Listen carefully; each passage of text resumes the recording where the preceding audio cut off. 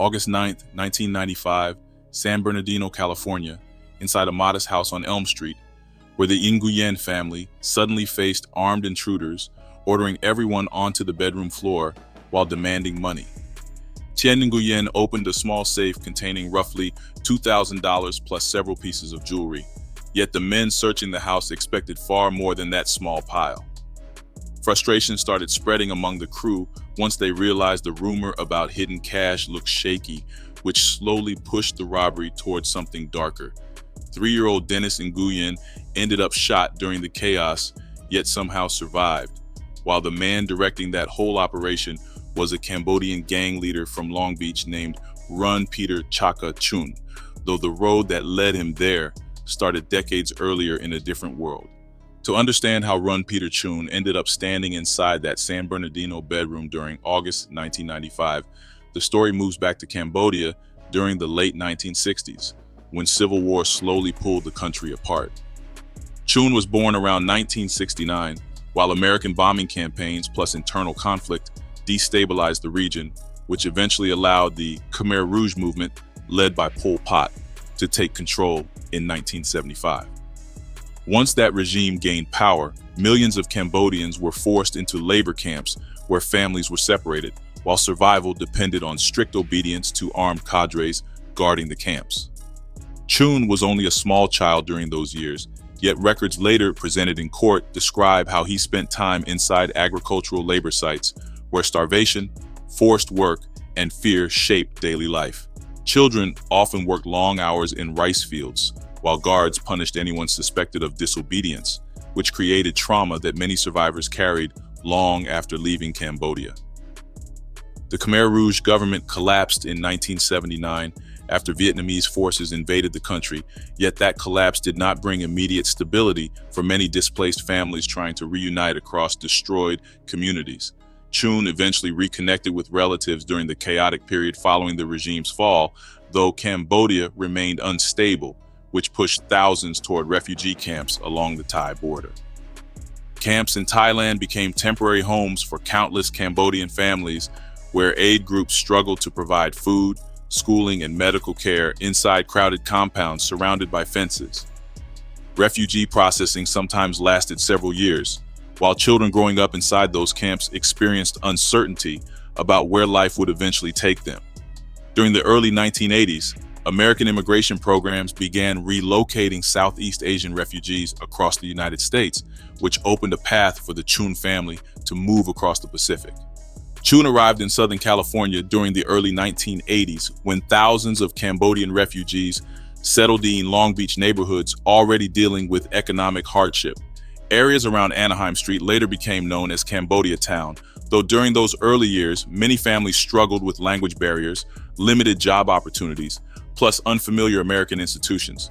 Cambodian parents often worked multiple low-paying jobs, trying to rebuild stability while their children navigated public schools where cultural differences sometimes created isolation. Younger refugees frequently encountered harassment from existing street groups controlling certain neighborhoods, which slowly pushed some Cambodian teenagers toward forming their own alliances for protection. Run Peter Chhoun entered adolescence inside that environment where survival depended on reputation, loyalty, plus street awareness developed through daily encounters with rival groups. Long Beach during the mid-80s carried visible tension among various youth groups competing for territory, which meant Cambodian teenagers sometimes faced pressure from established gangs, including Mexican-American sets dominating several neighborhoods. Many immigrant parents focused entirely on work while trying to rebuild after the trauma of war, which unintentionally left teenagers navigating street culture without strong supervision. Young people searching for identity often found belonging within groups of other Cambodian youths sharing similar backgrounds, plus frustrations. Chhoun gradually became part of that generation, learning street rules while balancing immigrant life inside Southern California's dense urban landscape. During those years, another organization was forming among Cambodian youths across Long Beach, which would soon become widely known as the Tiny Rascal Gang. The Tiny Rascal Gang began forming during the early 1980s when Cambodian teenagers across Long Beach started organizing informal crews meant to protect themselves from other street groups controlling nearby blocks. What began as loose friendships among refugee youth slowly turned into a structured street organization where identity came through loyalty to fellow members. Members adopted symbols reflecting both Cambodian heritage plus American street culture, which included tattoos reading TRG, along with bamboo designs or cartoon imagery tied to the group's nickname. Clothing styles also became markers inside those neighborhoods, where certain colors plus logos quietly signaled affiliation without always attracting outside attention. By the late 1980s, that organization already spread beyond Long Beach into other parts of Southern California, through relatives or friends relocating between cities. During the early 1990s, TRG evolved from neighborhood crews into a broader network operating across several states, including California, Washington, and Texas. Law enforcement reports later estimated the group's membership reaching several thousand individuals connected through regional cliques rather than one centralized leadership structure. Some members focused on graffiti or minor street crime, while other factions moved into organized robberies targeting homes or small businesses believed to store cash. Within those circles, Esrun Peter Chhoun earned the nickname Chaka, which other members used when describing him during court testimony years later. His reputation grew steadily since younger members respected individuals who showed experience organizing operations that produced money or boosted status. Inside Asian gang culture, the label OG carried a meaning slightly different from typical street slang used by other American gangs. An OG, in that environment, usually referred to someone respected for criminal experience or ability to lead younger members during risky operations. Witness testimony during Chhoun's later trial described how he often directed crews traveling between cities searching for profitable robbery targets. Younger participants sometimes handled surveillance or driving responsibilities, while senior figures determined which houses looked promising based on tips circulating through community networks. That structure allowed crews to operate quickly across several states without maintaining permanent bases in each location. One particular rumor circulating inside gang circles involved Vietnamese immigrant families who often kept savings or jewelry inside their homes rather than local banks. Many Vietnamese refugees lost trust in financial institutions during the Vietnam War era, which encouraged some households to store valuables privately. Within certain criminal networks, that perception turned into opportunity, since robbers believed those homes could contain thousands of dollars. Chhoun's circle began hearing similar stories through acquaintances who mentioned families keeping large amounts of cash hidden inside safes or drawers. Those whispers slowly pushed the crew toward planning home invasions across the West Coast during the mid-1990s, which set the stage for several robberies that eventually connected their names to a violent summer during 1995. By the early 1990s, Run Peter, Chaka Chhoun already held influence within several tiny rascal gang circles operating across Southern California, which meant younger members often moved according to plans he arranged. Among the most loyal participants was Vin Scrappy Tran, a younger TRG member known around Long Beach neighborhoods for following older members who carried status within the organization. Another regular presence inside that circle was William C.J. Evans, a recruit who looked up to figures like Chhoun while trying to build his own name inside the gang structure. Samrath Pan also stood close to the leadership tier of TRG operations during that period, which placed him among the few individuals who helped coordinate robberies or guide smaller groups traveling across different cities. Once these personalities came together under Chhoun's direction, the crew slowly started operating like a mobile robbery team rather than a typical neighborhood clique. Inside many Asian gang circles, the role of a shot caller involved more planning than direct action, since that position required organizing targets, assigning roles, plus managing money once operations finished. Younger members usually handled tasks such as driving, watching entrances, restraining victims, or collecting valuables, while senior figures maintained authority during tense moments inside the house. Loyalty inside those crews depended heavily on secrecy, which meant anyone witnessing a robbery created potential risk that could threaten the entire group. That reality pushed some gangs toward a brutal rule where eliminating witnesses seemed safer than leaving victims alive who might later identify suspects. Members operating around Chhoun already understood that mentality long before the events unfolding during 1995. One woman named Carol Tron, eventually became linked to the crew through personal connections that reached beyond gang circles. Carol once dated a young man connected to the Nguyen family in San Bernardino, which meant she had visited the household before the robbery crew ever showed interest. During conversations with TRG members, she mentioned that the Nguyen family supposedly kept large amounts of cash inside their house rather than using local banks. That information quickly caught attention inside Chhoun's circle, since similar stories about Vietnamese households had already circulated within gang networks. Once Carol shared details about the home's layout and daily routines, the crew started discussing how a robbery there could bring a serious payday. At that stage, the group already believed they understood how to move through different cities without drawing heavy attention, since previous robberies gave them confidence about their method. Conversations about the Nguyen household slowly turned from loose talk into actual planning, while members began considering travel routes, weapons, plus timing. What made the situation dangerous was that those earlier robberies rarely brought major police pressure against them, which left the crew feeling comfortable moving from one city to another. That confidence grew stronger once several violent incidents during the summer of 1995 unfolded without immediate arrests. By the time discussions about San Bernardino started gaining momentum, Chhoun's crew already had experience that pushed them toward even riskier crimes. The summer of 1995 marked a turning point for Chhoun's traveling robbery crew, once a violent encounter in Sacramento signaled how far their operations had escalated. On July 9, 1995, the group targeted the Lee family connected to a convenience store operation in Sacramento, since rumors suggested the business handled large amounts of cash. When the crew confronted Hung Le, along with his father Nguyen Le, during the robbery attempt, tension quickly rose once the victims resisted handing over money. Gunfire erupted inside the store during that confrontation, which left both Hung Le and Nguyen Le fatally wounded on the scene. Despite the violence, the crew escaped with almost nothing valuable, since the safe contained mainly documents rather than cash. That outcome showed how unpredictable these robberies could become, even when the suspects believed they had reliable information.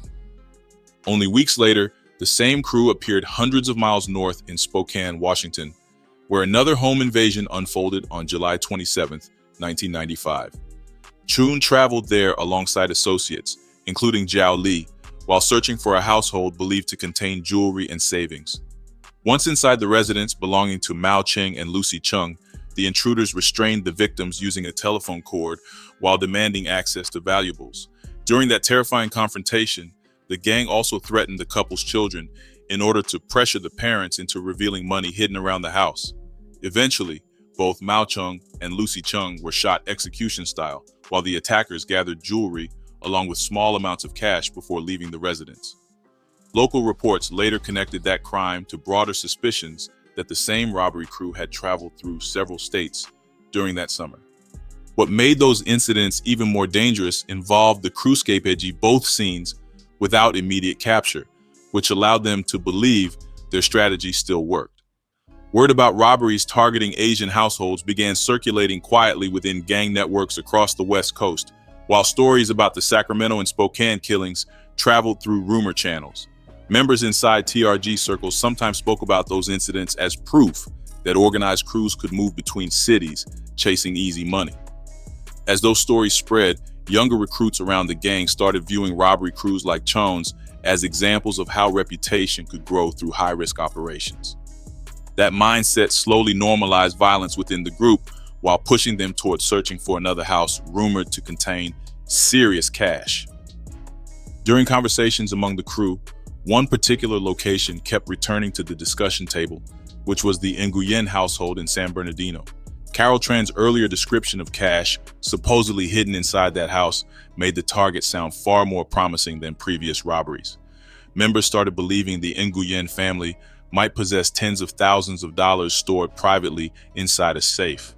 That expectation shaped the plan forming during early August 1995, once the crew prepared for another trip south. Nobody inside that circle seemed ready for the truth waiting inside that house, since the robbery they expected would soon turn into something far darker than a simple search for money. Information about the Nguyen household first reached Chhoun's circle through Carol Tran, who had previously dated one of the Nguyen sons during visits around San Bernardino neighborhoods earlier in the decade. During conversations with TRG members, she mentioned that the family supposedly stored large amounts of cash at home instead of local banks, which immediately caught the attention of the robbery crew. That claim traveled quickly through meetings where Run Peter Chaka Chhoun discussed possible targets while explaining that the house on Elm Street might hold serious money. Once that rumor settled into the crew's thinking, several members started imagining a payout worth tens of thousands of dollars hidden inside safes or drawers. Conversations inside apartments around Long Beach slowly shifted from speculation into planning. Once Chhoun began outlining how a home invasion could happen without attracting early police attention, preparations soon focused on simple tactics the crew believed would control the house quickly while preventing anyone from calling for help. Weapons included a 9mm Glock handgun, along with knives carried by other members responsible for restraining victims during the robbery. A dark sedan was arranged for transportation so the group could travel quietly from Long Beach towards San Bernardino during the evening hours. One detail discussed repeatedly involved cutting the telephone line outside the residence before entry, which would delay emergency calls long enough for the robbery to finish. Inside those conversations, members convinced themselves the operation would last only minutes once the family surrendered money stored in the house. While those plans were formed among gang members moving through Southern California streets, the Nguyen family continued living ordinary routines inside their Elm Street home without any sense of danger approaching that night. Tien Nguyen worked long hours supporting his household, while My Thuan, Jenny Vu handled daily responsibilities caring for their children inside the modest residence. Evening routines during August 9, 1995, looked no different from other nights, as the family prepared dinner while children moved around the house finishing small chores or settling down. Lights from nearby homes illuminated the quiet San Bernardino street while neighbors carried on with normal activity across the block. Shortly after sunset, the sedan carrying Chhoun's crew rolled slowly toward Elm Street, where one member stepped out to cut the telephone line before the group moved toward the front door. Once the intruders entered the house, they quickly forced Tien Nguyen, My Thuan Vu, plus several children into a bedroom where the robbers could control everyone inside a single space. Run Peter Chhoun demanded money, while others searched nearby rooms looking for safes or jewelry hidden inside drawers throughout the house. Tien Nguyen eventually opened a safe containing roughly $2,000, along with several pieces of jewelry that represented family savings gathered over time. Instead of the massive cash stash the crew expected, that small pile immediately created frustration among the robbers standing inside the bedroom. The room grew tense as Chhoun questioned the parents repeatedly about additional money, while younger gang members watched the victims closely. Pressure inside the house continued rising once the attackers realized their information about hidden wealth might have been wrong from the beginning. Chhoun threatened the parents while demanding that they reveal where the rest of the supposed money remained hidden inside the home. At one point, he placed a tube of toothpaste against My Thuan Vu's face while claiming it contained poison meant to scare her into revealing more valuables. Other members moved through the hallway, opening cabinets, closets, plus dresser drawers, searching for jewelry or cash that never appeared. During that year, the family remained under guard while the robbers argued quietly about whether the house still contained hidden money. Eventually, the mood inside the bedroom shifted towards something far more dangerous once the crew started discussing the risk of leaving witnesses behind after the robbery ended. Everyone in that room had seen the intruders clearly during the invasion, which created fear that police identification could follow if the family survived. Chhoun ordered the victims to lie face down on the bedroom floor while members of the crew stood nearby holding weapons. Moments later, our gunfire erupted as shots from a 9mm Glock struck several members of the family lying on the floor. 3-year-old Dennis Nguyen was also shot during that violence, though the child somehow survived despite a serious wound to the head. After the shooting stopped, the house fell quiet, while the crew quickly gathered the small amount of money along with jewelry already taken from the safe earlier. Members moved through the rooms one last time, checking for anything valuable before leaving the residence through the same entry point. The group returned later that evening to Carol Tran's house, where they placed the stolen cash and jewelry on a table before dividing the items. Even though the robbery produced barely $2,000, members still attempted to act normally while visiting a pool hall later that night across the city. That attempt at normal behavior did not last long once morning arrived across the Elm Street neighborhood. During the early hours of August 10, 1995, a 14-year-old neighbor walking toward school noticed something unusual outside the Nguyen residence. The teenager saw a small child wandering alone across the yard with blood covering his face and clothing, which initially looked like a minor injury until closer inspection revealed a gunshot wound. That child was Dennis Nguyen, the 3-year-old survivor from the bedroom where the murders occurred hours earlier. Emergency crews rushed him toward a hospital while police officers entered the house behind him, discovering 5 bodies lying face down inside the bedroom. That horrifying discovery quickly launched a major investigation across Southern California as detectives began tracing the path leading back toward Run Peter Chaka Chhoun. Once police officers entered the Nguyen residence on the morning of August 10, 1995, investigators immediately recognized that the crime scene inside the Elm Street home represented one of the most brutal family killings in San Bernardino County history. Detectives from the San Bernardino Police Department carefully documented the bedroom where 5 victims lay face down, while evidence technicians photographed every detail across the floor and surrounding walls.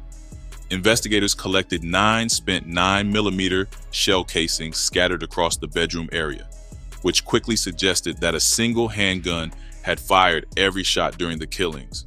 Nearby, they also recovered the toothpaste tube that Chhoun used during the intimidation attempt against My Thuan Jenny Vu, which became another strange piece of evidence tying together the sequence of events inside the house.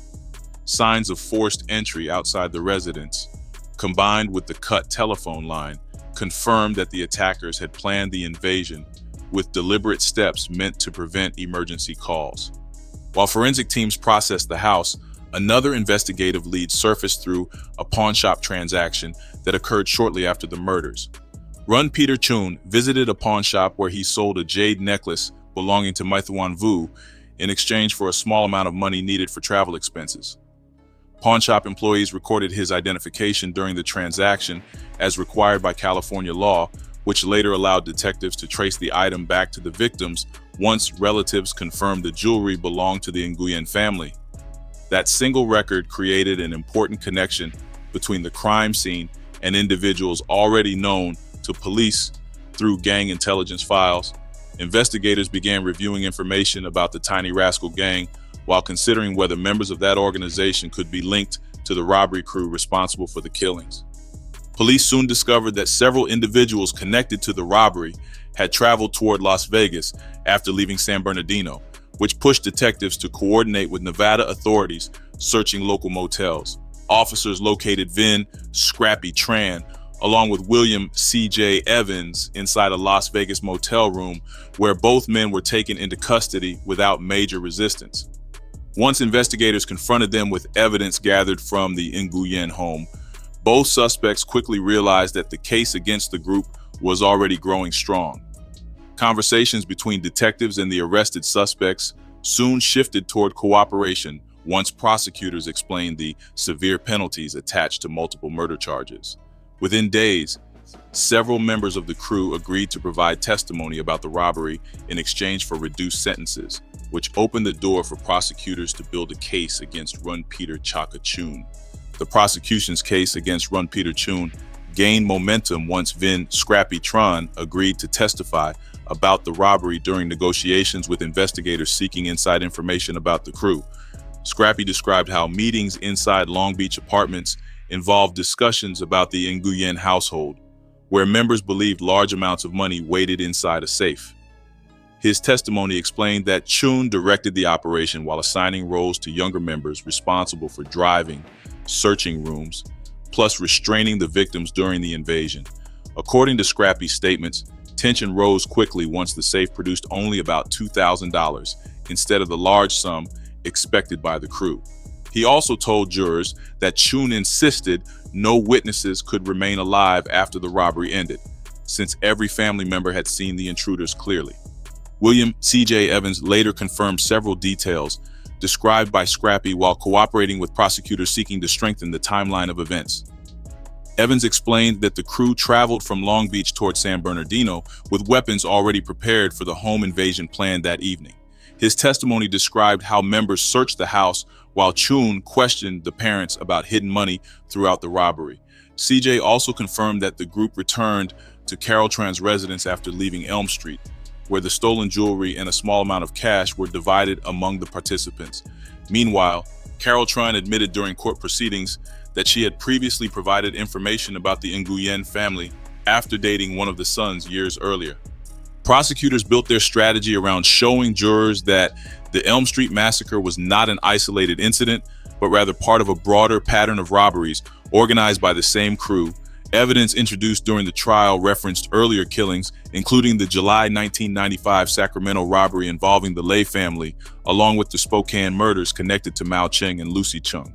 That approach allowed prosecutors to portray the group as a traveling robbery team operating across multiple states under Chhoun's direction. Witness testimony combined with forensic evidence gradually formed a detailed narrative explaining how the gang planned the San Bernardino invasion from beginning to end. After weeks of testimony and evidence presentation, the courtroom eventually reached the moment where jurors prepared to deliver their verdict regarding the man accused of directing the robbery that destroyed the Nguyen family. Once the trial concluded, the legal consequences for members of the robbery crew began unfolding through separate court decisions that reflected how deeply each participant became involved in the Elm Street killings. Vin Scrappy Tran received multiple life sentences after pleading guilty to 5 counts of murder, though his cooperation with prosecutors created the possibility of parole decades later. William C.J. Evans also entered guilty pleas connected to the robbery and killings, which resulted in several life terms inside the California prison system. Carol Tran faced lesser charges after admitting she provided information about the Nguyen household, which led to a 10-year sentence for manslaughter and burglary tied to the robbery. Samrath Pond faced separate proceedings connected to additional crimes across the West Coast, which eventually produced death sentences related to murders introduced during the prosecution's case. Peter Chaka Chhoun faced the most severe outcome once jurors convicted him of 5 counts of first-degree murder linked directly to the Nguyen family massacre. The court sentenced him to death under California law since the killings occurred during a robbery involving multiple victims inside the same household. Defense attorneys launched appeals arguing that his traumatic childhood under the Khmer Rouge affected his psychological development, though courts ultimately rejected those arguments. In 2021, the California Supreme Court reviewed the case along with trial records before affirming the conviction and the death sentence imposed by the lower court. Chhoun remains incarcerated at California State Prison in Lancaster, while the state continues maintaining a moratorium on executions. Attention eventually shifted toward the one survivor from that bedroom, 3-year-old Dennis Nguyen, whose life followed a path shaped by unimaginable trauma. Relatives raised him after the killings, while the Vietnamese American community rallied around the family through vigils and support networks. Years later, Dennis spoke publicly about the loss of his parents and siblings during parole hearings connected to other defendants. The Elm Street massacre gradually became a painful symbol remembered across immigrant communities dealing with the reality of gang violence during the 1990s. During the late 1990s, law enforcement operations targeting Asian gangs weakened the Tiny Rascal Gang after large investigations resulted in numerous arrests across California and Washington. Several leaders received long prison sentences, while younger members slowly drifted toward other organizations operating in different cities. Although smaller TRG factions still appear occasionally within gang intelligence reports, the group no longer holds the influence it once carried across West Coast neighborhoods. Rumors about Run Peter Chhoun's crew continue circulating through online forums, where people claim the group participated in additional killings never proven during court proceedings. Some discussions mention unsolved robberies in Stockton or Santa Ana, while others speculate about internal conflicts inside TRG leadership circles. None of those stories has been confirmed through official investigations, yet they remain part of the reputation surrounding the gang's history.